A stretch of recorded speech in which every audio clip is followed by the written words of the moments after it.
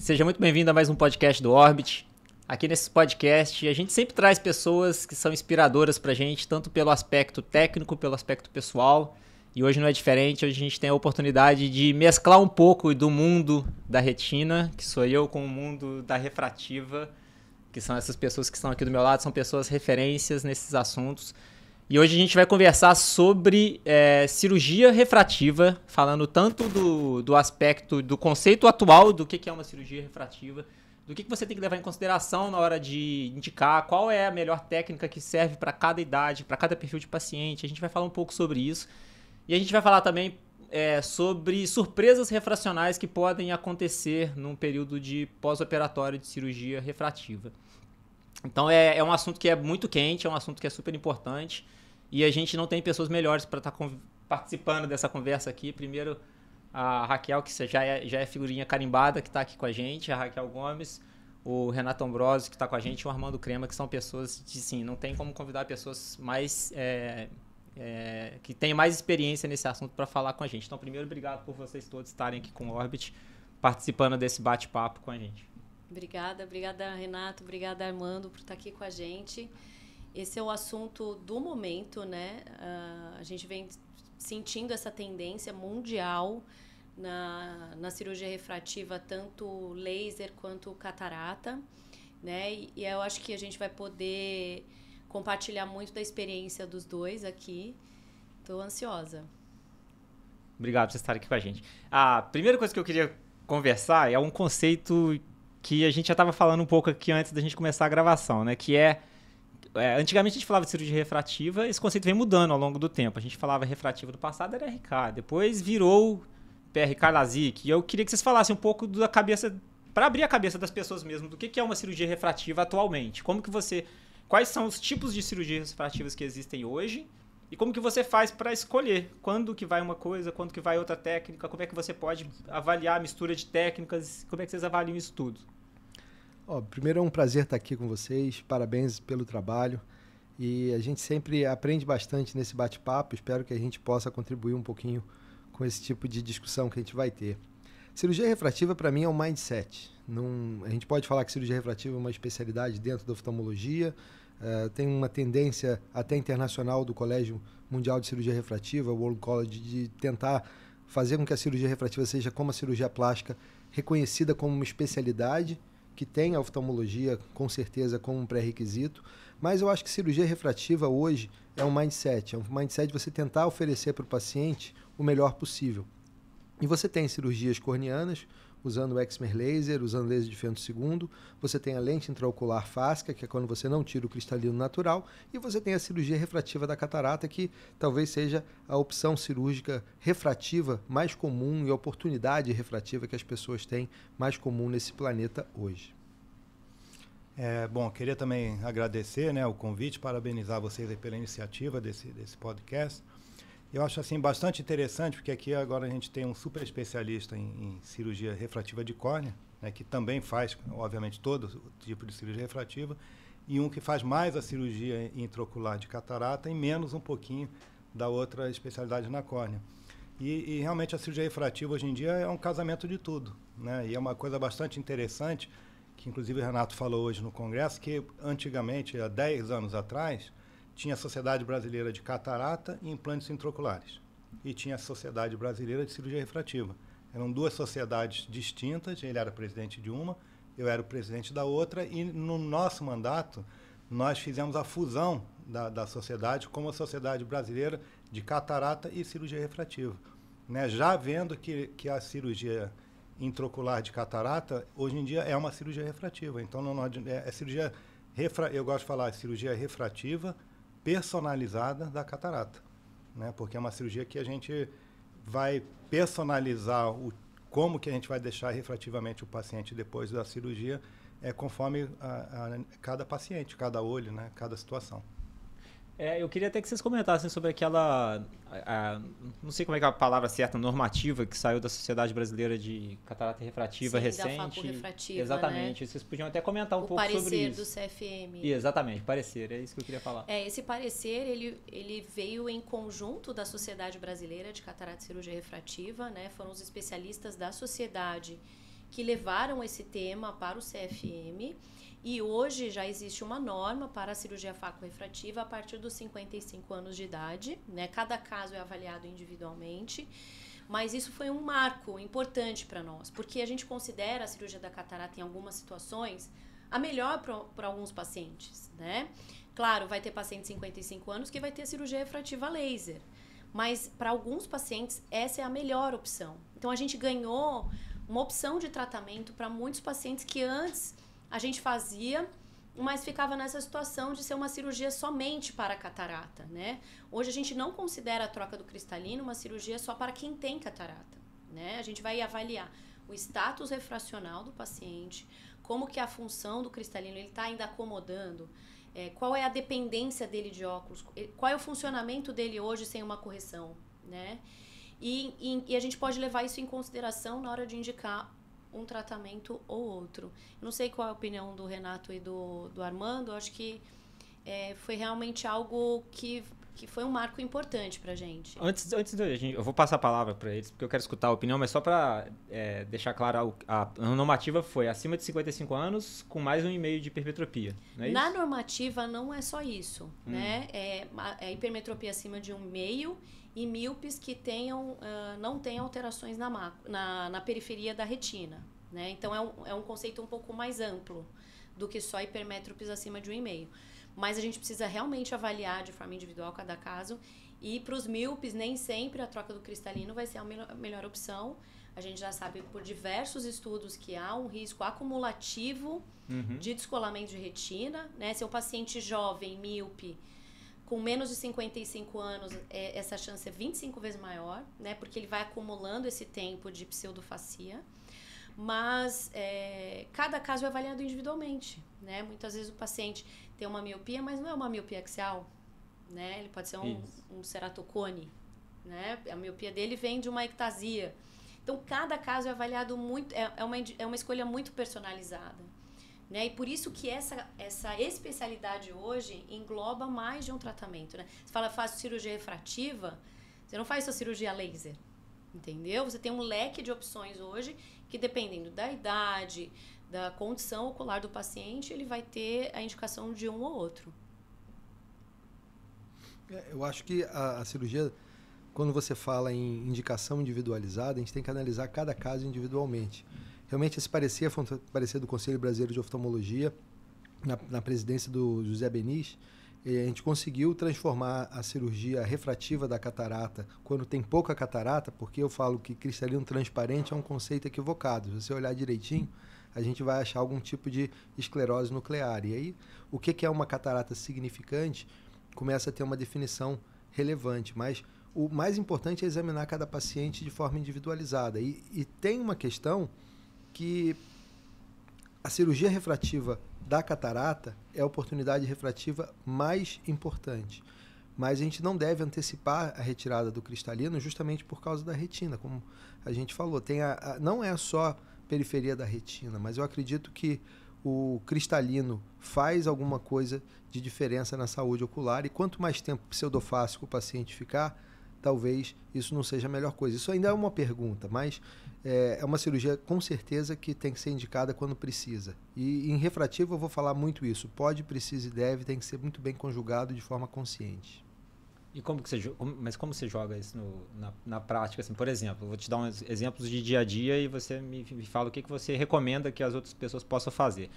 Chega um paciente com 70 anos de idade, uma catarata nuclear, uma cruz, a gente induz o paciente a um tratamento, porque assim, ele vai estar 20/50, 20/60, assim, ele vai voltar para o 20/20. É mais fácil, é casamento entre a necessidade, o que você faz de exame físico e o que a gente pode oferecer para o paciente, né? Isso é mais óbvio para a gente na nossa cabeça. Mas, por exemplo, chegou um paciente com 57 anos de idade, mais 2. Esse é um paciente que como que você lida, até porque tem a expectativa dele também, né? Nesse meio dessa conversa toda. Como é que você lida com essa conversa no sentido até de abordar, assim, você tem expectativa refrativa agora, isso para você não te incomoda? Como é que você lida com isso no dia a dia para a gente poder oferecer da forma correta para o paciente essa avaliação individual? Perfeito. A avaliação individual ela depende de exames complementares e a gente chama de propedêutica multimodal. E essa propedêutica multimodal pode começar relativamente mais simples, com topografia, paquimetria, um mapeamento de retina e um exame oftalmológico comum completo. Isso é o mínimo que você precisa. Mas você pode avançar para tomografia de córnea de Scheinflug, o OCT de córnea em segmento anterior, um estudo biomecânico da córnea, um wavefront ocular, tudo isso pode te ajudar a ter mais dado. Mas uma pergunta até do Congresso da Brascas que eu fiz de forma provocativa, qual o primeiro exame da propedêutica multimodal? E o pessoal começa a pensar em topografia de plácido, não, é a paquimetria. Na verdade, a primeira avaliação da propedêutica multimodal é a anamnese. Como você está passando, como é que eu posso te ajudar, o que está te incomodando, o que você já fez de tratamento, como é que está a sua família. Isso tudo é importante você levar em consideração. Então, se você tem um paciente que tem mais 2 de hipermetropia, mas a história dele a mãe teve glaucoma agudo, talvez esse paciente, mesmo que tenha 20/15 de visão, você vai fazer uma tomografia de segmento anterior, você fala, é melhor tirar esse cristalino. Agora, tem que ver o que o paciente eventualmente tem de interesse e motivação, porque o objetivo da cirurgia refrativa é muito importante. É o paciente ficar feliz. E a pessoa fica feliz com o resultado que ela vai ter depois da cirurgia, com certeza. Mas isso é dividido pela expectativa. Então, a expectativa da pessoa tem que estar de acordo com o que você pode oferecer. Então, isso começa desde a anamnese, educação e orientação do paciente para você tomar essa decisão. Então, cada caso tem que ser muito bem estruturado. Eu já fiz LASIK em paciente com 65 anos com cristalino. E esse paciente está há mais de 10 anos ainda sem precisar de fazer a cirurgia de catarata e ainda sem óculos. Como eu já fiz a cirurgia faco-refrativa em um paciente de 47 anos com mais 8 de hipermetropia, menos 3 de astigmatismo, que até a Aileen ajudou muito na biometria, que foi uma biometria que eu fiquei muito preocupado, porque eu realmente queria acertar. Ele tinha uma córnea fina, não queria fazer uma cirurgia secundária na córnea. Tinha de fazer a cirurgia com a lente certa. Então, tudo isso tem que ser muito bem pensado. Eu acho que é importante controlar a expectativa do paciente, né? Você pega um paciente de 57 anos com mais 2, a gente primeiro tem que explicar muito bem o que vai acontecer, porque mesmo com todos esses implantes que a gente tem intraoculares, nada é igual ao cristalino natural, né? O cristalino natural é o cristalino natural, o implante é uma prótese, né? Então, sempre vai ter alguma perda num paciente que não tem nada de qualidade de visão. Pode perder um pouco de contraste, sempre perde um pouco com os implantes. Então, a gente tem que explicar muito bem, tem que controlar as expectativas, né? Ver o que ele realmente está esperando com a cirurgia, e explicar muito bem para ele as limitações do procedimento, né? As limitações das lentes intraoculares, o que ele vai ganhar e o que ele pode possivelmente perder com o implante de uma lente intraocular. Então, eu acho que esse controle, a anamnese, obviamente, é fundamental, né? E na anamnese, a gente vai entender o paciente e vai tentar explicar para ele para controlar a expectativa. Porque se eu operar um paciente com expectativa irreal, que não é o que ele vai ter depois, e você não explicar muito bem, esse é um paciente que potencialmente, mesmo que fique plano, 20/20, J1, ele pode ser um paciente insatisfeito, né? E existe um grupo de pacientes que a gente tem que tomar muito cuidado, que é o grupo de pacientes baixo míope, né? Esse é um paciente que muitas vezes em casa ele não usa correção, né? Ele funciona muito bem para grande parte das atividades dele, e muitas vezes ele quer melhorar o longe, mas dependendo da decisão que você tomar, você pode piorar o perto dele, né? Então, esse é um grupo de pacientes que eu recebo muito, às vezes, o filho de um paciente que eu operei catarata, ou alguém próximo que está super satisfeito com a cirurgia, e a pessoa vem buscando algo para ela, né? Eu quero jogar tênis sem correção, sem lente. Só que, às vezes, é o paciente que é -2, -1,5, -2,5, e no trabalho funciona super bem sem óculos, em casa quase não usa correção, né? Então, esse é o paciente que o Renato falou, a gente vai ter que fazer uma propedêutica mais avançada e explicar as opções. Muitas vezes esse paciente não vai ser operado, né? Muitas vezes esse paciente vai entender a condição dele, vai entender que hoje o que ele tem, às vezes é melhor do que a gente pode proporcionar, né? E às vezes a gente pode dar a solução para um olho para ele conseguir ter um melhor para longe. Por isso que cada caso é muito individual. Essa semana eu atendi uma paciente que veio buscar cirurgia refrativa. Ela usava um óculos de -1,5 nos 2 olhos. Fui fazer a refração dela, ela era plano num olho, -1,5 no outro olho. E foi muito difícil explicar para ela que ela não precisava de nada. Que ela estava com o óculos errado Né? Você não vai nem operar, né? E ela não vai operar. Ela pediu para eu explicar umas 2, 3 vezes. E eu até sugeri ela usar uma lente de contato no olho menos 1,5 para ela entender o quanto a visão de perto dela vai piorar, pra gente contraindicar, entendeu? Porque ela insiste em querer operar. Então, a nossa responsabilidade é muito grande nesse sentido, né? Se você não tem esse raciocínio, meu Deus, ela tá plano menos 1,5, isso é o que eu faço na maioria das vezes, né? Tanto na cirurgia refrativa como na cirurgia, tanto no laser como na catarata. Então, a gente tem que estar sempre absorvendo, e essa parte de pré-operatório a gente vai absorvendo o que o paciente faz, o que ele espera, o que ele quer. E a gente vai começando a alinhar, a gente vai começando a trazer ele porque a gente consegue proporcionar, né? Então, e a gente, como especialistas, vai recebendo pacientes que têm uma motivação muito alta para fazer, né? Diferente de um paciente que você atende e veio trocar o óculos. Né? Às vezes o paciente veio trocar o óculos, ele é mais 4 com adição de 2,5. Eu já vejo esse paciente se beneficiando de uma cirurgia refrativa. Mas às vezes ele não quer, ele não está interessado nisso, entende? Sim. Então, às vezes a gente tem que fazer uma análise um pouco mais detalhada. Olha, você tem um ângulo oclusível. Talvez a gente precise acompanhar o senhor e eventualmente operar. E a gente vai mais devagar com o paciente que a princípio não está tão motivado. Né? Teve um caso que eu vi, quando eu estava no meu fellow lá em Seattle, Washington, e era uma população extremamente high profile. Né? Então, essa era realmente uma paciente muito high profile e ela tinha muita exigência e uma pessoa muito simpática e inteligente. E ela chegou falando, eu quero fazer a cirurgia para supervisão. Naquela época estava começando, isso foi 2001, estava começando o conceito de supervisão, que é um conceito altamente equivocado. Com o exame do Wavefront, você pode, com ótica adaptativa, melhorar a qualidade da visão melhor do que um óculos de miopia e astigmatismo. Isso corrige as imperfeições ópticas de uma forma que você vai ver mais detalhe, vai ter mais contraste. Só que a promoção disso aumenta a expectativa do paciente. Então, ela tinha acabado de ler um artigo, eu quero essa cirurgia, o LASIK, para supervisão. Só que eu quero que você só melhore a minha visão para longe, porque a visão de perto está boa sem óculos. Uhum. Ela tinha 47 anos. Ela queria LASIK para supervisão. Ela ainda falou assim, eu quero que você hipercorrija o meu olho. Imagina, ela tinha menos 1,75 e dilatada ficava com 1,5, 1,25. Ela teve PRK num olho só porque a córnea era fina, no olho dominante. E é uma paciente que ficou extremamente feliz, porque ela entendeu exatamente isso, que às vezes menos é muito mais. Menos cirurgia, a cirurgia menos invasiva, você vai ter muito mais resultado. Agora, tem que fazer uma avaliação individualizada. Naquela época, a gente não tinha muita coisa diferente do que a topografia e a paquimetria. Tinha uma avaliação um pouco mais individualizada, estava começando a fazer a berrometria, mas a propedêutica começa na anamnese. O que está acontecendo?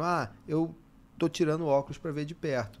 Você já começa a ver essa visão, essa disfunção do cristalino. Agora, por causa disso, você vai tirar o cristalino, como o Armando bem falou, você tem um cristalino que tem uma transmissão de luz natural. E se você tem uma visão de alto contraste boa, você vai tirar o cristalino e vai botar uma lente intraocular, mesmo que essa lente divida a luz e você consiga ver longe, intermediário e perto, trifocalidade ou pentafocalidade, se tem essas lentes com mais argumentos ópticos, aí ela vai estar tirando um pouco de contraste e ela vai trazer halo.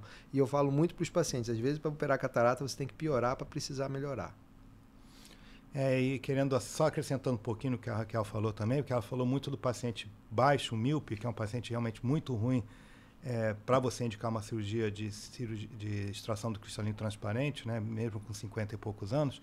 E o outro paciente que também é um paciente que vai te causar muito problema é o emétrope, que ele quer operar só para melhorar a presbiopia. Né? Então, esse paciente, ele muito provavelmente, você vai dar a visão de perto para ele com a cirurgia, mas ele vai perder um 20/15 que ele poderia ter sem óculos, né, antes de operar, com qualidade e sem perda de contraste. Então, o paciente emétrope e o paciente míope baixo são pacientes mais difíceis de você controlar as expectativas. Né? Então, esse é um paciente difícil. Já o alto míope, o alto hipermétrope, o hipermétrope de 2, 3, que isso já é presbita, esses realmente são pacientes que né, são mais fáceis de você explicar melhor, né? E ele vai ter sempre uma expectativa real, mas o míope baixo e o emétrope presbita, esses realmente são pacientes... Né? Eu até tenho uma dúvida sobre esse perfil que você estava falando. Até, por exemplo, o paciente foi na clínica para renovar o óculos E ele não sabe ainda que existe a possibilidade de uma extração de cristalino transparente do mais 4 aí que você estava falando. Mais 4 com adição de mais 2,5 com 57 anos. Que é uma possibilidade, conforme a gente estava falando agora há pouco, dependendo das individualidades e tal. Mas esse paciente chega na clínica, vocês ainda são mais referências. Os pacientes às vezes já chegam treinados sabendo que existe essa possibilidade, mas não é a realidade da maioria dos médicos. Na maioria das vezes o paciente vai só para trocar o óculos e para ele estava tudo bem. E a gente, como médico, pode oferecer isso para o paciente. Mesmo que ele ainda não conheça, a gente pode oferecer. Aí tudo bem, o médico oferece, o paciente entende o princípio ali, aí você faz uma proposta de resolução daquela questão. Você vai falar, olha, eu acho que para você, a cirurgia para você adequada é uma faco-refrativa, é uma extração de cristalino transparente, a lente que eu acho que é melhor para você é a lente tal. Aí o paciente adora a ideia, mas ele fala assim, tá bom, doutor, mas essa lente não dá. E como é que vocês lidam, como é que vocês sugerem que as pessoas lidem com essa situação? Assim, olha, o paciente topou o tratamento, mas ele não topou o tratamento do jeito que eu queria, e aí por causa disso pode ser que o resultado já não fique tão bom. Por exemplo, por causa da parte financeira, desculpa. Por exemplo, a parte financeira. Por exemplo, ele tem um astigmatismo, ele tem mais 4 com menos 2,5, tem um astigmatismo, e ele fala, doutor, eu não vou botar a lente tórica. Aí você operar um paciente para fazer uma cirurgia que, com objetivo refrativo e no final das contas ainda tem chance de deixar Aí não é extração do cristalino transparente, não é uma cirurgia refrativa da catarata. Então isso aí é para ser feito em paciente com catarata, que tem visão ruim, que ele não vai se incomodar de usar óculos. Esse tipo de paciente refrativo, né, isso aí não tem e não vai poder operar. E só que também quando o paciente, eu acho que é obrigação indicar e falar da cirurgia refrativa, mas também tem que lembrar que tem o óculos, né, a lente de contato, né, que são opções que o paciente são menos invasivas e que você tem que explicar tudo, né? Não é chegar e já indicar logo uma cirurgia de procedimento. Eu acho que existe o pode, precisa e deve, e esse pode, precisa e deve tem que ser empático. Existe o paciente entender o que pode, precisa e deve, e o médico também tem que entender o que pode, precisa e deve. O médico pode oferecer e deve oferecer todas as opções, mas ele não precisa e não deve convencer o paciente de fazer a cirurgia.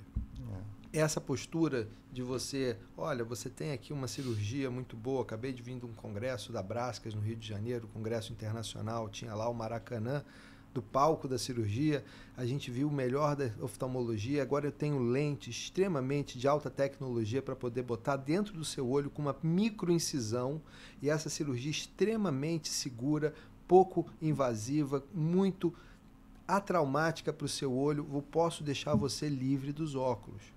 Essa é um discurso que a gente não deve ter.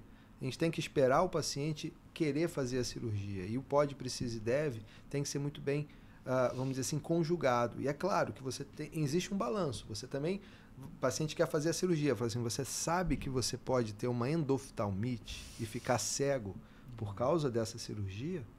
Você não precisa apavorar o paciente, mas também não tem que querer seduzir o paciente. Esse equilíbrio de você fazer isso de forma adequada, eu acho que a gente tem que pensar qual é a melhor forma de comunicação. E a educação do paciente é fundamental. O que às vezes acontece, Badaró, é durante a consulta o paciente, esse óculos é muito pesado, esse óculos é muito caro, tô com a marca aqui do óculos, eu não tô conseguindo mais jogar meu baralho com as minhas amigas. Estou dando um exemplo aqui, tá? Mas às vezes o paciente te dá uma situação que o óculos para ele está sendo algo que tira a qualidade de vida dele, né? Eu tenho um paciente, por exemplo, auto-hipermétrico astigmatismo, que não conseguia surfar, porque ele não tinha onde deixar o óculos. E ele não conseguia voltar para casa sem o óculos. Então, assim, às vezes, na própria consulta, o paciente te dá a oportunidade de você oferecer isso para ele ou não. Não significa que ele vai operar, mas ele te dá uma oportunidade, né? Esse óculos me dói, pesa, tô cansada, ele me incomoda, tô ficando com a marca. Então, assim, sabia que tem uma cirurgia, a senhora é uma boa candidata, a gente pode fazer alguns exames e avaliar se a senhora realmente vai se beneficiar dessa cirurgia ou não, né? Então, às vezes a gente pega uma deixa, né, para levar o paciente a isso. Tem um paciente que fala, nossa, mas uma cirurgia... Falou, não, mas a senhora também tem a opção de uma lente de contato, que a gente pode fazer uma adaptação. Então, eu acho que a nossa obrigação é dar esse leque.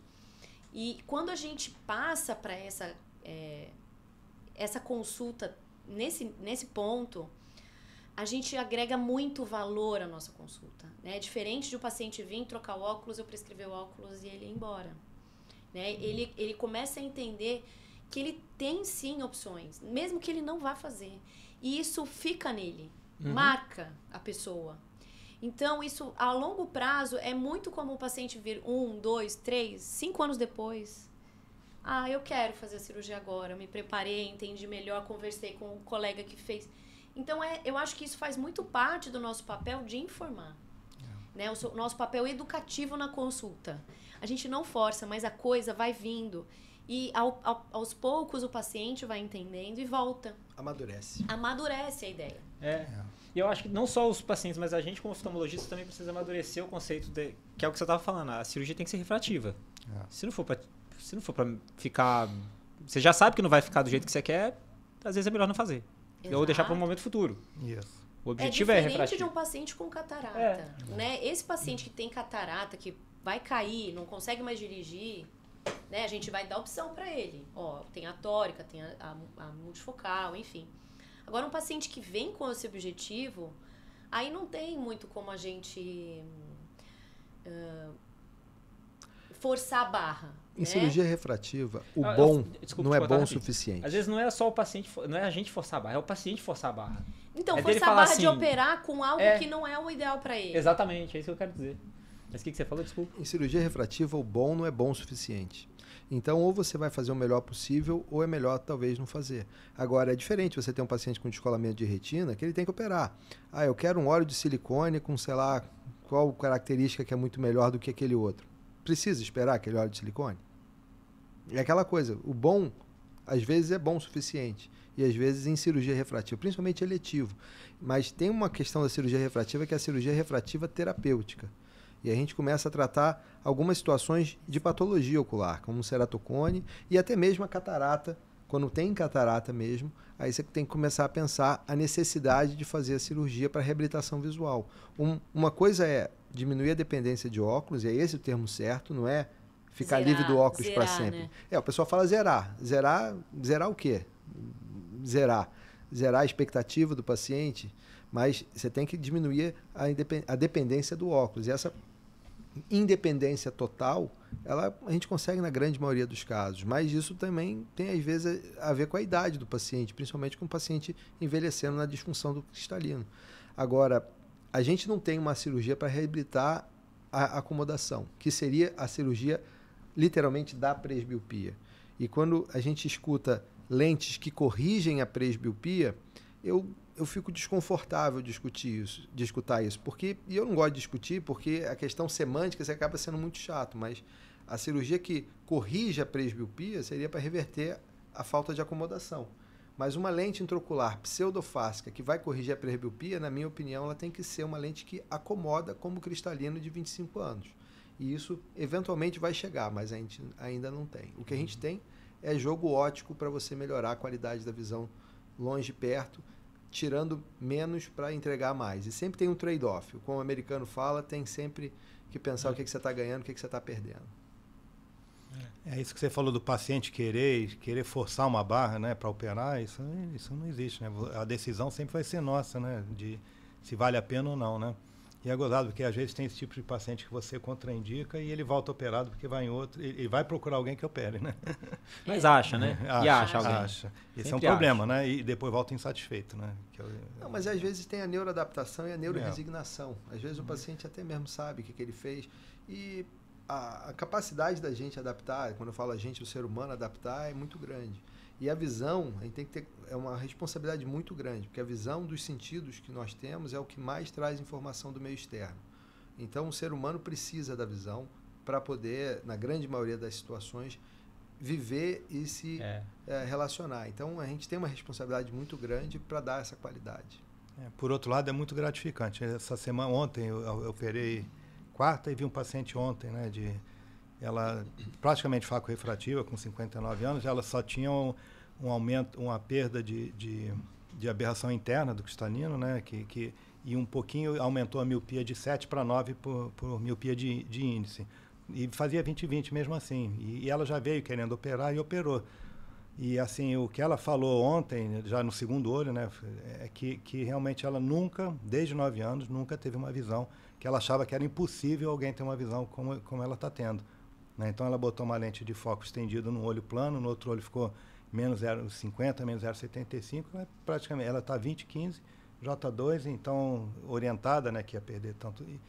Então é muito gratificante hoje em dia, quando é bem indicado e tudo dá certo, né? Porque é aquilo que o Renato falou, começa na anamnese, vai no exame oftalmológico completo que a gente tem que fazer, aí passa para a parte multimodal lá, se falando multimodal, como ele disse, a anamnese é a primeira, né?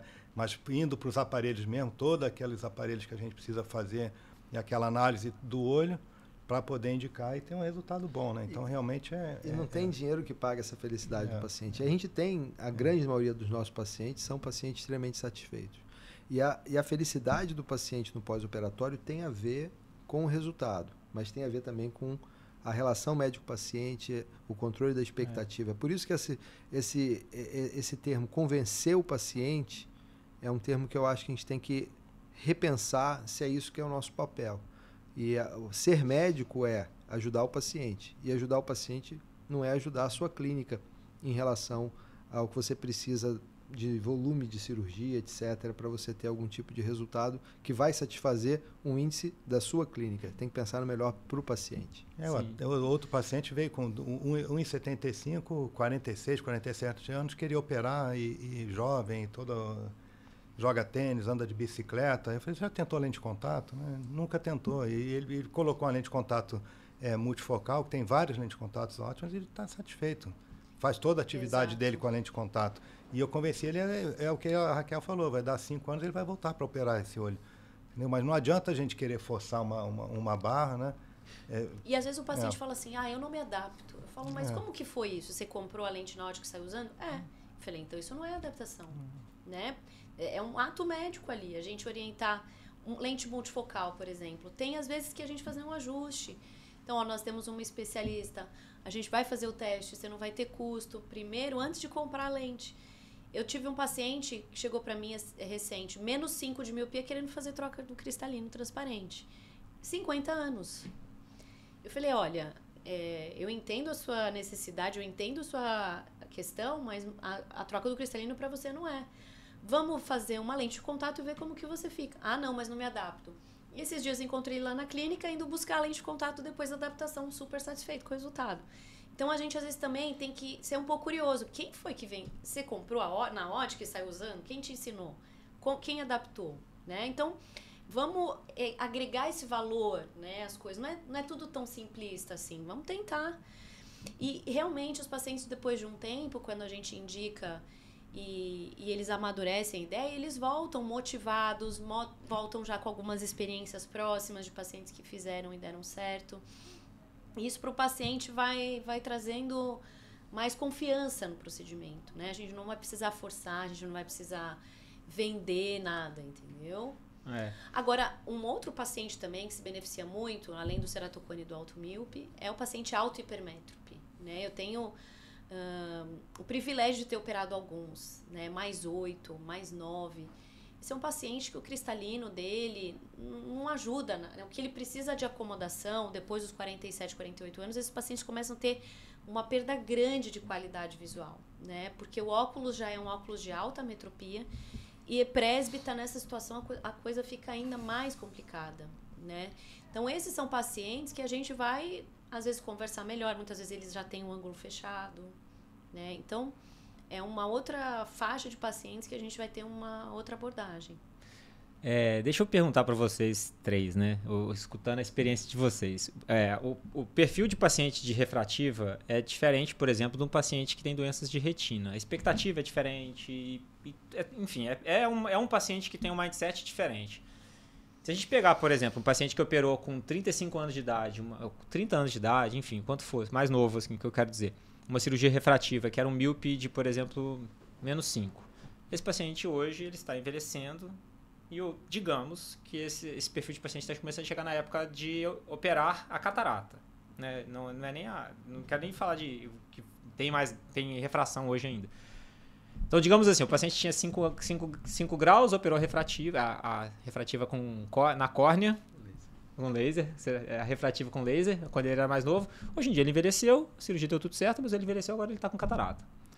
Como que vocês lidam, tanto de propedêutica quanto de opção? O que dá pra gente oferecer para esse paciente que era plano e agora tem a catarata para operar? Como é que vocês trabalham isso? A primeira coisa é em ver se a indicação de cirurgia de catarata existe. Não, eu falo partindo do pressuposto que existe. A primeira coisa, quando você fala assim, não existe paciente da refrativa e paciente da retina. São seres humanos que precisam enxergar. E tem gente que quer enxergar sem óculos. Só que esse cara que quer enxergar sem óculos, que tem menos 10 miopia, ele precisa entender que depois que ele fez a cirurgia e zerou o grau, como se fala por aí, ele continua tendo retina. E precisa ir em você, num colega de retina, para fazer um mapeamento de retina. E às vezes eu vejo esse paciente, ele vai na minha clínica ver o meu irmão. E eu vejo, por que ele não marcou comigo? Ele só veio fazer um mapeamento de retina. A parte da refrativa já está resolvida, você já resolveu. Mas ele tem que entender que tem que continuar fazendo esse tipo de acompanhamento, porque a saúde ocular dele continua tendo que ser preservada. Não é porque ele fez um laser na córnea que ele vai ficar bom para o resto da vida. É você querer ser enganado, você acreditar nisso. Mas quando ele faz a cirurgia refrativa, ele tem uma ideia de querer mais. Ele quer ficar livre do óculos. E esse paciente é mais difícil de você fazer o cálculo da lente. Então, o cálculo da lente ele precisa de um estudo muito bem feito da córnea, um tamanho do olho muito bem medido com a biometria óptica e fórmulas adequadas. E tem aquela história, quanto mais você sabe que precisa saber mais. A gente tem uma palavra que eles falam que é erro biométrico. Na verdade, não é erro, é inacurácia do cálculo da lente. E aí você tem que ter um plano A e um plano B. E isso tem que ser muito bem entendido pelo médico que está fazendo esse planejamento e, claro, ele tem esse entendimento, ele passa para o paciente em relação à expectativa. E muitas vezes eu trabalho dividindo a responsabilidade, falando, olha, o seu cálculo é mais difícil, vamos pegar uma segunda opinião para a gente poder fazer essa análise. E essas análises cada vez estão ficando melhor. E essas análises melhores, elas trazem para a gente mais capacidade de ajudar o paciente. Mas existe uma máxima que eu sempre falo em cirurgia refrativa. Você tem que prometer menos e entregar mais. Prometer menos. Under promise, over deliver, como o americano fala. E isso dá uma chance de sucesso muito grande. Se você tem um plano B, você fala, olha, talvez você precise de uma cirurgia na córnea. Mas você já mediu a córnea, que pode fazer uma nova cirurgia de correção visual a laser, às vezes levantando o flap, às vezes fazendo de superfície. Isso tudo já fica muito bem entendido. Às vezes você já tem até um planejamento de uma segunda lente suplementar. Tem gente já praticamente fazendo isso como um contrato com o paciente. E isso tudo pode ajudar a sua chance de ajudar o paciente. Eu acho que o paciente que já fez uma cirurgia refrativa prévia, né, a primeira coisa é sempre controlar a expectativa, mas essa avaliação multimodal com vários aparelhos, né, em especial para ver a qualidade da córnea, a regularidade da córnea, é extremamente importante, né? O cálculo, hoje em dia, melhorou muito, né? Mesmo pós-RK, pós-cirurgia refrativa, H-LASIK, ou LASIK, ou cirurgia de miopia ou hipermetropia na córnea, né? Independente de qual seja, melhoraram muito a qualidade dos cálculos com as novas fórmulas que a gente tem para essa finalidade. E essa avaliação da regularidade da córnea, muitas vezes vai indicar para a gente o que a gente vai fazer. Né? Porque quando a gente vai fazer uma cirurgia, basicamente a gente pode botar lente monofocal, pode botar monofocal ou monofocal plus, lentes EDOF ou lentes trifocais. Né? Vamos só botar essas três categorias. E dependendo da regularidade da córnea, a gente vai falar, essa aqui não pode. Essa daqui vai ficar bom ou não vai, ou só pode essa. Né? Então, a gente vai ter que avaliar direitinho para poder informar para o paciente o que vai ser melhor para ele e dizer também que eventualmente ele vai ter um óculos de descanso, né, que você pode falar, um óculos para leitura eventual, um óculos para ir a um cinema, para alguma coisa, dependendo do que for. E é importante ressaltar que as pessoas às vezes imaginam, fez uma cirurgia refrativa, agora a córnea dele foi mexida, eu não posso mais indicar a lente X, Y ou Z. E hoje a gente vê um paciente que tratou uma baixa metropia com os lasers atuais, uma córnea esférica. Eu tenho um paciente que eu tenho dúvida, ele fala que operou e às vezes eu tenho dúvida se ele operou mesmo ou não, porque a córnea dele é regular. É uma córnea que você não vê aquele aplanamento central, o tratamento está mais centralizado. Então a cirurgia a laser também evoluiu ao longo dessas décadas, né? Um paciente que operou nos primeiros lasers nos anos 90, a córnea é diferente de um paciente que está operando hoje, né? Então esses pacientes não estão condenados a uma lente monofocal. Tá? Essa análise da córnea é que vai nos dizer se eu vou para um lado ou vou para o outro. Tá? Então, às vezes a gente tem a ideia, fez cirurgia refrativa, a córnea mexeu, não posso mais. Não, é a análise da tomografia de córnea que vai nos dar as informações que a gente precisa. O paciente que operou em 1995, menos 8 de miopia e uma pupila grande, é diferente do paciente que opera hoje. Né? Só para deixar claro uma coisa que você acabou de falar, que você falou tomografia de córnea. Nessas situações eu acho mandatório. É isso que eu queria deixar mandatório. Claro. Nós fazemos mandatório, nós fazemos em todo mundo, né? Mas assim, tem colegas que não têm, às vezes, uma tomografia. Né? Eu acho que quando o paciente tem um histórico de refrativa, né, você observa, talvez tenha uma ectasia, um ceratocone. Eu acho que a gente precisa ir um pouco além. Então, né? nesse perfil, você nem sugere tomar uma conduta se não sem tiver uma tomografia para ter certeza. Né? Com certeza. Isso é uma mensagem bem importante lente pra gente falar, né? Se você quer implantar uma lente premium e dar uma solução refrativa para esse paciente, você precisa de uma análise um pouco mais detalhada da córnea. Ótimo. Tem um conceito que eu falo muito, que é o conceito do Sun Tzu, da arte da guerra. Você tem que conhecer as armas que você tem e os inimigos que você quer conquistar. Então, se você quer ir atrás de qualidade de visão, de independência de óculos, você precisa de ter mais exame, mais propedêutica. E isso, o pode, precisa e deve, aí já não é mais para o paciente, é para o médico. Então você tem que se empoderar de conhecimento, tecnologia e nunca esquecendo de ter zelo, que é orientar o paciente sobre risco, benefício, limitação, para tomar essas decisões de forma bem consciente. E eu sempre falo, você faria isso na sua mãe? Você faria isso no seu melhor amigo? E, é claro, existe preço, custo e valor para tudo isso. Mas onde é que começa o valor? O médico tem que ter essa consciência. Com certeza, eu acho que sim. A mensagem é exatamente essa. Dá para oferecer muita solução refrativa, desde que você faça com segurança. Tem que ter segurança do que você está falando. E aí, até baseado nisso, eu quero puxar um assunto, porque eu, como retinólogo, eu escuto... A gente vê muita coisa errada que acontece nas doenças oculares. E muitas vezes, por exemplo, a gente estava comentando agora há pouco, o paciente teve um descolamento de retina 10 anos depois que operou uma faco refrativa. A gente fala, poxa, podia não ter operado. Porque pra gente, parece que a casuística é alta, porque quando descola, vem pra mim. Só que os que não descolam, não vem pra mim. Exatamente. A maioria que não descola, né, não vem pra mim. E aí, assim, eu queria, partindo do pressuposto disso que a gente tá falando, de que o objetivo é fazer com segurança, identificando qual é o perfil adequado de paciente e a gente orientando da maneira correta.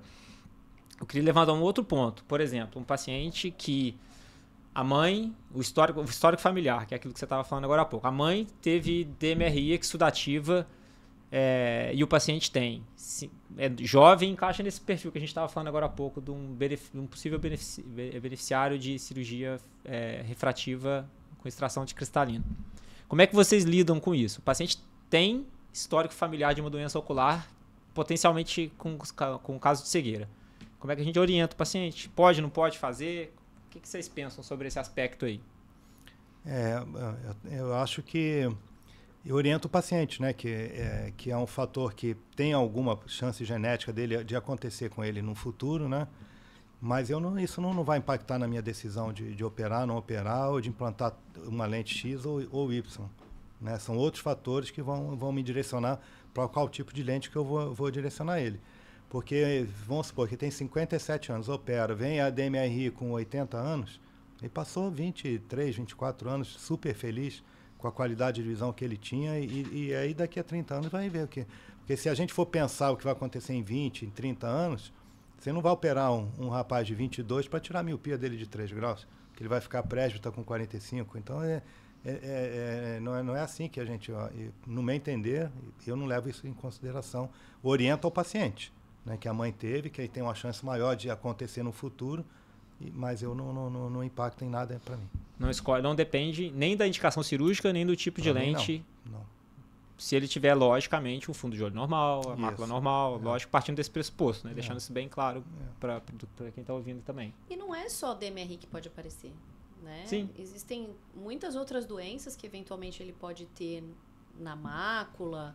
Ele pode desenvolver um glaucoma que na família o que se teve foi algo que não levou a um atendimento.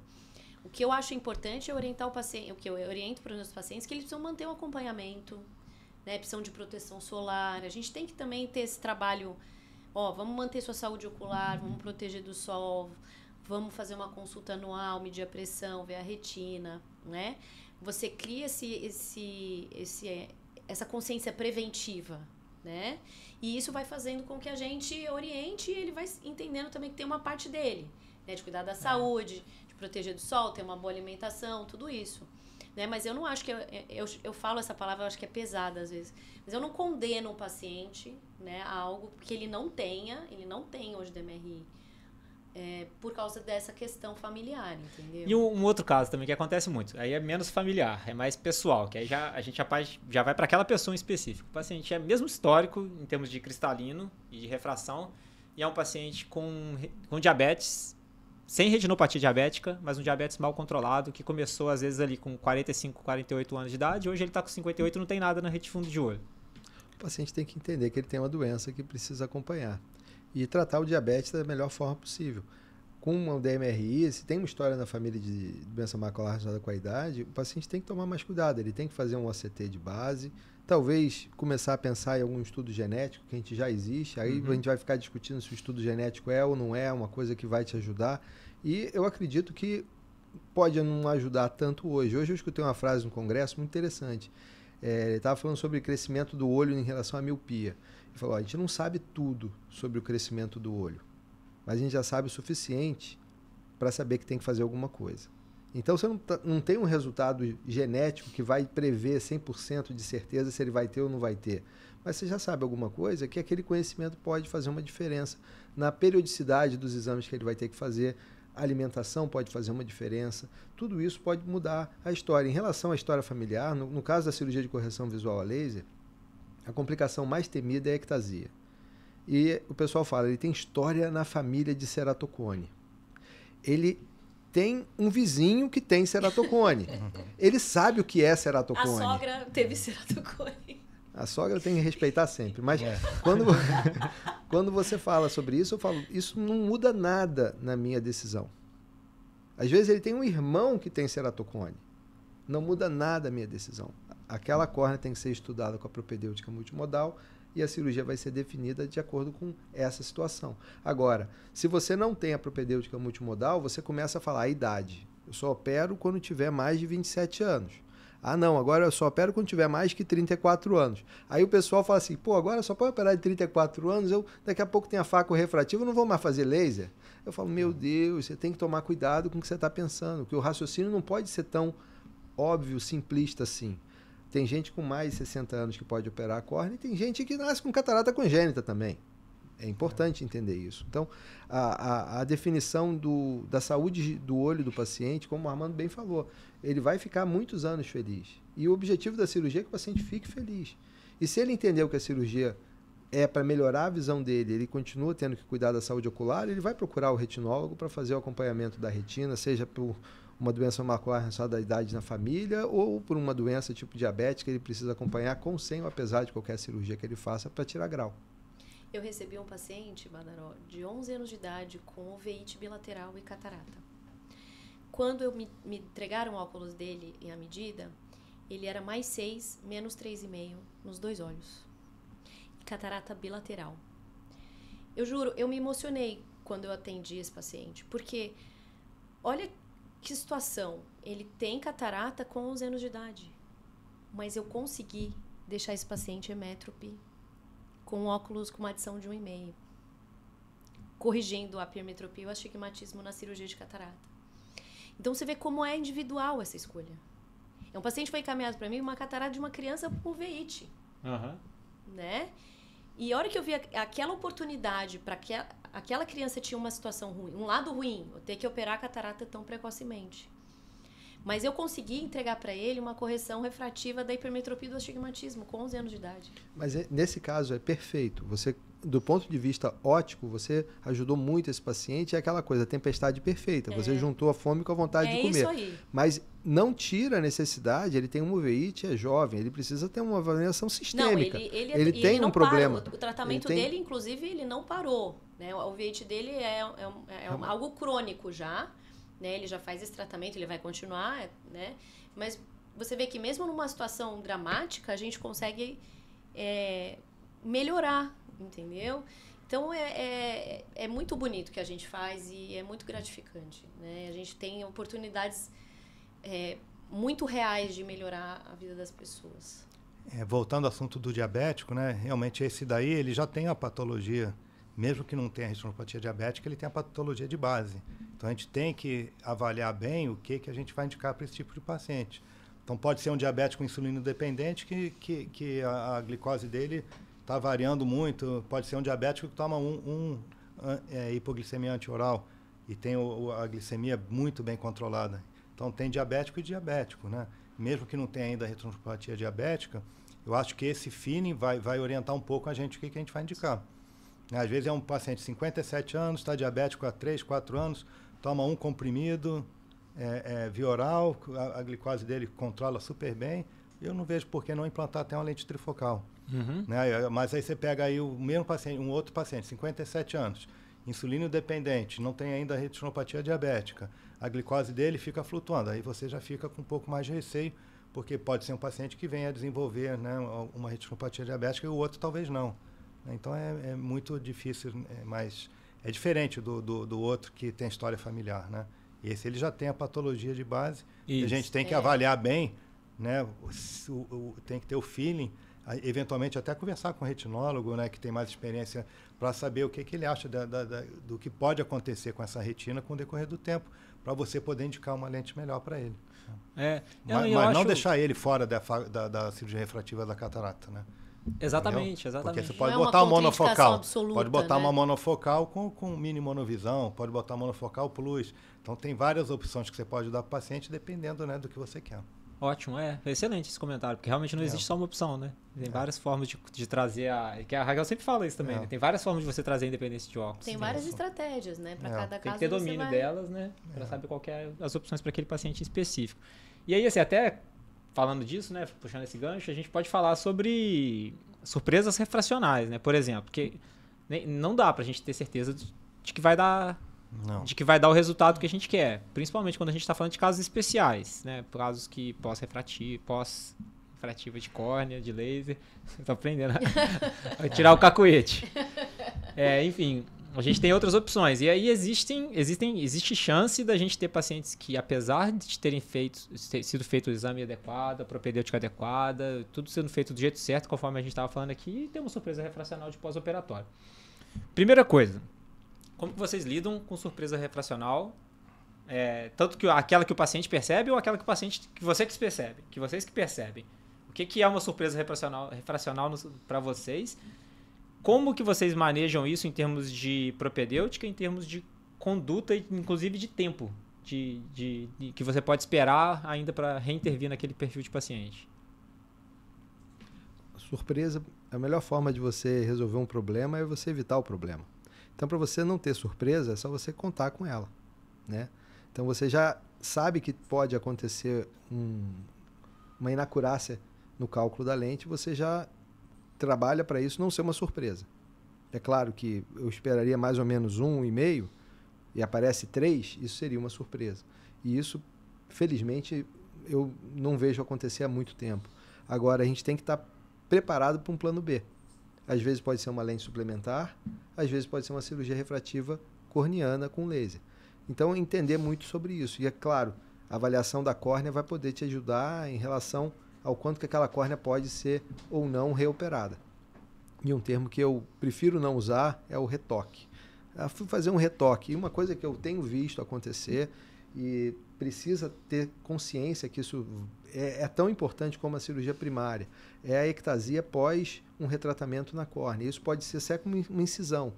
O paciente faz uma cirurgia com laser de fento segundo e faz uma incisãozinha para corrigir o astigmatismo. Então ele bota uma lente trifocal não tórica e faz uma incisãozinha. E na verdade ele tinha um ceratocone subclínico e essa incisãozinha descompensa um ceratocone.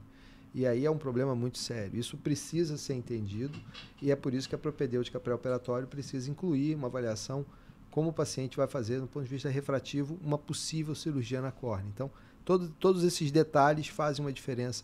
E é claro que a surpresa que você vai ter, ela é proporcional ao que você conhece. E quando você não conhece muita coisa, o universo meio que te protege. Aí quando você começa a estudar, aquilo começa a acontecer. Bom, primeiro que você falou de surpresa para a gente e para o paciente, né? Isso. Então, se o paciente está satisfeito, né? Mesmo que ele tenha uma surpresa refracional, está lá com menos, planejou 0, ficou menos 0,50, 0,75, mas é um paciente satisfeito, acho que a gente não tem que agradecer, deixar ele do jeito que está e não fazer nada. Eventualmente anotar que você teve a surpresa, colocar lá nos seus dados para tentar melhorar a sua performance, alimentando o Surgeon Factor, lá, qualquer coisa que você tenha para melhorar. Né? Mas isso é surpresa e surpresa, depende do que for. E quando a gente conversa com o paciente, um cirurgião que tem uma propedêutica muito boa, se você, 95% das vezes, você fica mais meio ou menos meio como alvo refracional, esse está muito acima da média. Muito acima da média, que é muito mais baixa do que isso. Se você ficar 95% das vezes mais meio ou menos meio, quer dizer que 1 em cada 11 está fora desse alvo refracional. Então, a gente tem que estar ciente disso, né? Tem que orientar o paciente e tem que saber que existem formas de melhorar a performance depois, né? Com procedimento, uma lente suplementar, uma cirurgia refrativa na córnea e, eventualmente, no erro mais grosseiro, até trocar lente intraocular. Né? Então, tem várias formas de abordar isso, mas acho que a expectativa do paciente e a conversa que você tem, acho que isso é o mais importante, né? Porque está dentro é uma surpresa. Mais meio ou menos meio, 95% das vezes como alvo refracional, é um cirurgião top do mundo. Né? Então, 1 a cada em 11 está fora do alvo. Mas não significa que clinicamente isso é significativo. Sim, né? A gente tem que entender essa significância clínica desse grau residual, né? A gente atinge 95% no grau esférico, mas no grau cilíndrico isso baixa para 60%, 65%, 70%. Então a gente tem que entrar para esse jogo sabendo disso, né? Meu paciente ficou mais meio. Parabéns. Isso está dentro do que a gente considera um bom resultado. Meu paciente ficou menos meio. Parabéns, você ficou dentro do que a gente espera um bom resultado. Porque hoje os estudos, eles estão nisso. O 92% entre mais ou menos meio. 97%, 98% entre mais ou menos 0,25. Não, quer dizer, 82% entre mais ou menos 0,25. Então, quando me falam, Raquel, eu operei um paciente, ele está mais meio. Vou mudar, agora vou programar para ficar menos meio. Para tudo. Não é assim o raciocínio. Porque você ficou mais meio, é porque você calculou para ficar hemétrope e está dentro daquilo que a gente considera o normal, o bom, o que a gente atingiu o objetivo. Né? Então, a gente tem que controlar essa questão, né? Bater o autorrefrator da 0 não significa nada, tá? Tem lente que eu coloco, se o autorrefrator deu 0, eu sei que eu errei, tá? Então, assim, a gente não pode ser médico de autorrefrator, né? O autorrefrator não é o que diz se você está hemétrope ou não.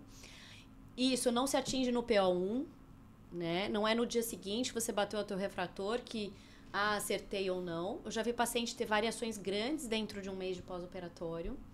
Então, a gente tem que entender esse processo da cicatrização, do que é grau residual final, para a gente ter tranquilidade para tratar.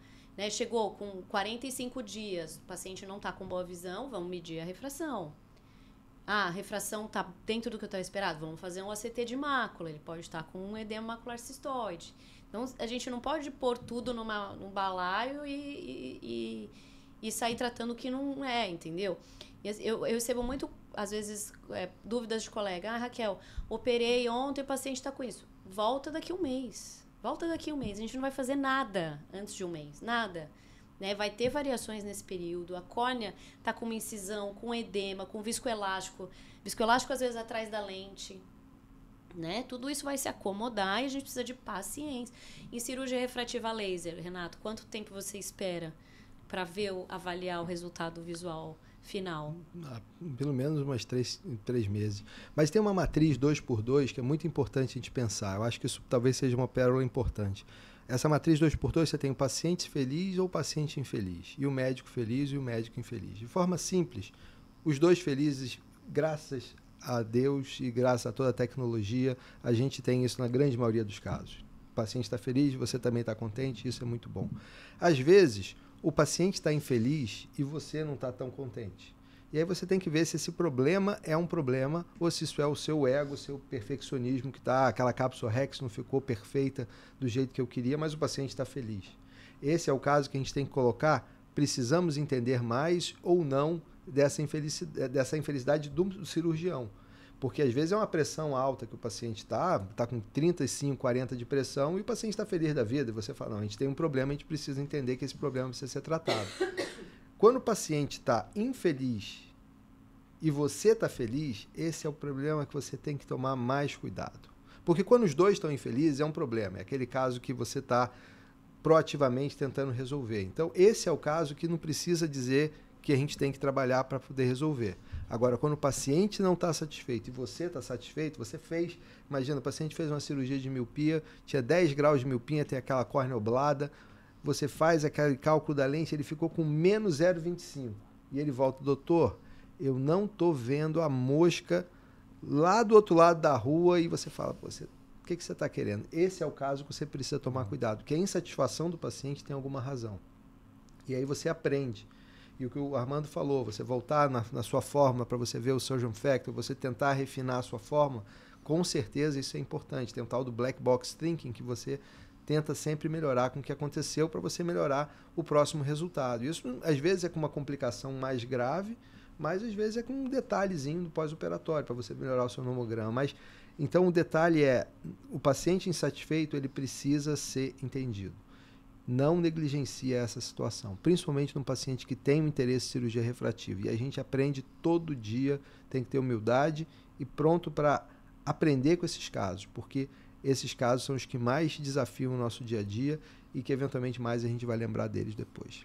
Eu acho que, assim, falando de surpresa refracional de novo, que quando tem um paciente insatisfeito, pós-cirurgia refrativa personalizada da catarata, opacificação de cápsula posterior, olho seco e ametropia residual pós-operatória são as 3 coisas básicas, né, que dão essa insatisfação. Então a gente tem que tentar diferenciar bem o que é o que, para, por exemplo, você não abrir uma cápsula posterior achando que aquilo era a causa da insatisfação e, na verdade, a causa era a ametropia residual. Porque aí depois você pode dificultar alguns tipos de tratamento, rodar uma lente, fazer algumas coisas que você poderia fazer e já tem uma cápsula aberta, né? Porque às vezes a insatisfação é porque é um cilindro residual, você coloca lá nas fórmulas, bota no astigmatismo fix e você vê que girando a lente você corrige aquilo.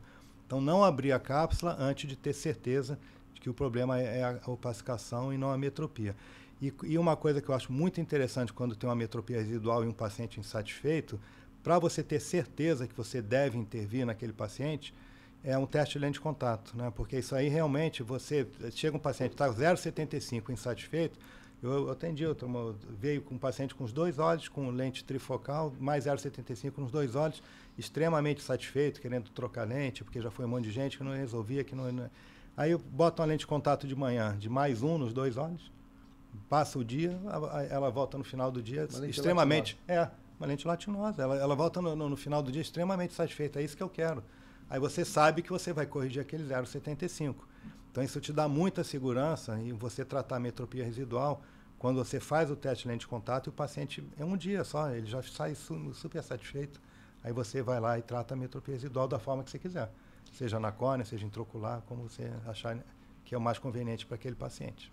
Mas eu queria aprender com vocês, assim, que são mais experientes, porque eu vejo uma ansiedade muito grande dos pacientes em estarem enxergando rápido, né? E isso é crescente no consultório, né? E eu não vejo em outra área da medicina algo parecido, né? Se você faz uma cirurgia plástica, por exemplo, você sabe que você vai ter um tempo de recuperação, né? Como é que vocês lidam com essa ansiedade de um resultado perfeito no dia seguinte ou na semana seguinte? A gente melhora a cada dia. Eu meço visão, às vezes eu opero o paciente na quinta-feira de manhã, eu vejo quinta-feira de tarde, eu meço visão sem correção de cada olho e falo para o paciente, isso não é para fazer, mas é para... E eu fico muito feliz que a grande maioria dos casos fica muito bem e isso realmente bota, vamos dizer assim, em perspectiva a qualidade do trabalho. Mas a gente tem que entender quando é um problema. E, por exemplo, o paciente fez ceratotomia radial, você faz a cirurgia de catarata. Ele está com mais 3 no primeiro dia de cirurgia, esse mais 3, você tem que pensar em abaixar a pressão, porque ele vai diminuir. Né? Até o Bob Ocean ele colocou no editorial que esse é a síndrome do centurion, que você tenha... O Virgílio Centurion foi uma das primeiras pessoas que descreveu essa flutuação da córnea. Então, a córnea é difícil de medir e também variar. Ela varia, às vezes, no mesmo dia. Então, a gente tem que saber o que é um problema. E talvez, entender nesses casos, você pode ter um ajuste, às vezes, da pressão intraocular, que é uma coisa que se fazia muito na época da ceratotomia radial. Isso pode ser uma coisa que pode ser feita. E o Armando lembrou muito bem, a gente não pode deixar de falar. A lágrima é fundamental. Uma otimização da superfície ocular pode ser o que faz a diferença desse paciente. Agora, fazer cedo demais e esperar demais, nenhum deles é bom. Então, trabalhar para você não esperar demais se você for trocar a lente e certamente não fazer a abertura da cápsula, você tem que pensar quando que é o momento certo de você fazer alguma coisa desse tipo. Mas o bom é inimigo do ótimo. Muitas vezes eu falo isso para o paciente. E se a expectativa está bem adequada sua e do paciente, eu acho que a gente pode seguir bem mais tranquilo. Em geral, os resultados com uma semana, né, no dia seguinte, 2 dias depois, eles estão dando tudo bem, a maioria fica muito bem, né? Então, eu até lembro, a minha filha acompanhou o Renato, né? E um smile que ele fez de manhã, você mediu à tarde a visão, ela estava ótima. Eu falei, nem eu acreditava que smile era tão bom assim. Ele realmente estava ótimo. Não, esses casos eu falo assim, olha, isso aqui é a minha ansiedade, é a minha patologia de perfeccionista. Então, eu meço a visão de cada olho separado, mas falo, isso não é para medir. Às vezes tem residente, pessoal que está acompanhando, fala, isso não é para medir. Você vê o paciente 20 feliz.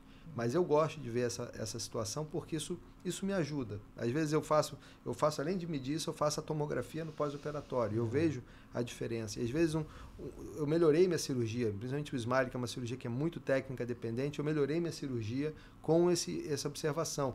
Eu injetava um pouquinho de fluido no final. Eu parei de injetar. Botava muito pouquinho, porque dá um edema maior. Mas tudo isso são pequenos detalhes que fazem a diferença. É o detalhe do detalhe que faz você fazer uma diferença e talvez isso é o que faz a gente ser um pouco mais caprichoso para dar um resultado melhor para o paciente. Eu, por exemplo, eu faço nessa cuidado visual no dia seguinte, faço refração no dia seguinte, né? E até porque tem paciente que vai operar na semana no outro olho, então eu já sei que se ele está lá mais 0,25, mais meio, se é um edemazinho, um microscópio lá que você não vê, que vai regredir, melhorar um pouquinho eu já tenho ideia de que está dentro do alvo refracional. E aí vai me dar segurança para fazer o outro olho na outra semana, né? E esses pacientes pós-RK, você tem que orientar antes, que eles vão ficar hipermetros, né? 15 dias, às vezes 1 mês, né? E a hipermetropia vai regredindo porque a córnea vai voltando para o que era originalmente antes da cirurgia. Então...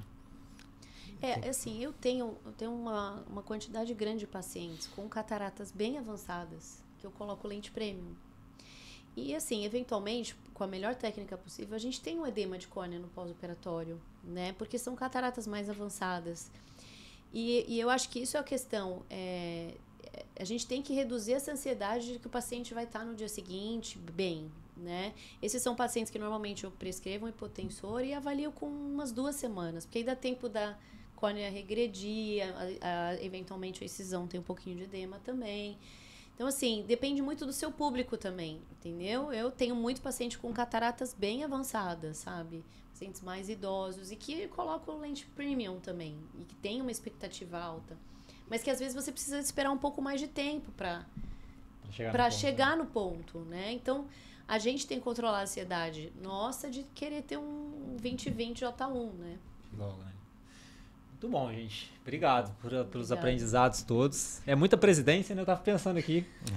É muita presidência na mesma mesa comigo aqui.